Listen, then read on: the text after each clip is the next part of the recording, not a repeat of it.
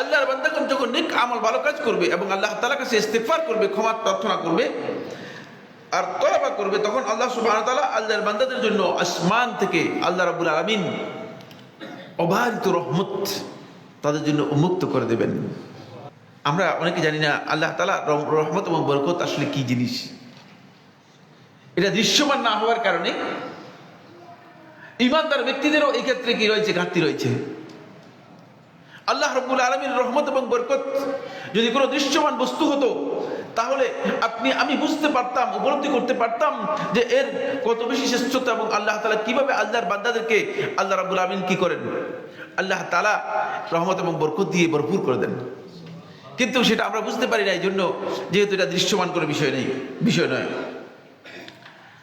আল্লাহ সুবহানাহু ওয়া তাআলা কোরআনে কারীমের সূরা হুদের 52 নম্বর আয়াতের মধ্যে এই বিষয়ে বলেছেন। আল্লাহ রাব্বুল আলামিন তাদের জন্য আসমান থেকে বরকতগুলো সবগুলো উন্মুক্ত করে দিবেন এবং তাদের শক্তিকে আল্লাহ তাআলা আরো শক্তিশালী, যা শক্তি আছে, যা পাওয়ার আছে, যা ক্ষমতা আছে, সেটাকে আল্লাহ রাব্বুল আলামিন আরো বৃদ্ধি করে দিবেন।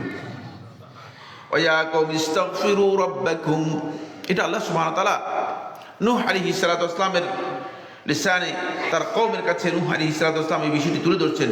ওয়া কওমি ইস্তাগফিরু রাব্বাকুম, হে আমার কওম, হে আমার জাতির লোকেরা, ইস্তাগফিরু রাব্বাকুম, তোমরা তোমাদের রবের কাছে ক্ষমা প্রার্থনা করো এবং তওবা করো।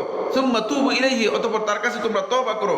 ইউরসিলিস সামা আলাইকুম মিদরারা, তাহলে আল্লাহ রাব্বুল আলামিন আসমান থেকে আল্লাহ তাআলার বরকত যেগুলো আছে সবগুলোকে তোমাদের জন্য অফুরন্ত অঢেল কি করে দিবেন, ঢেলে দিবেন, পাঠিয়ে দিবেন।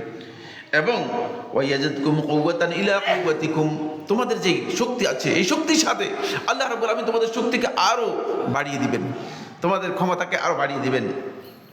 ওয়ালা তাতাওয়াল্লাউ মুজরিমিন, তোমরা অপরাধীদের সাথে কিন্তু তাদের দিকে যাবে না, তাদের দিকে তোমরা পিছনের দিকে চলে যাবে না, অপরাধী হয়ে পিছনের দিকে বা অপরাধীদের সাথে তোমরা অন্তর্ভুক্ত হয়ে যাবে না। কারণ অপরাধীর মধ্যে অন্তর্ভুক্ত হলে তাহলে তোমরা আল্লাহ তাআলার এই ক্ষমতাকে এবং আল্লাহ তাআলার বরকত এবং রহমত থেকে তোমরা পরিপূর্ণরূপে বঞ্চিত হয়ে যাবে।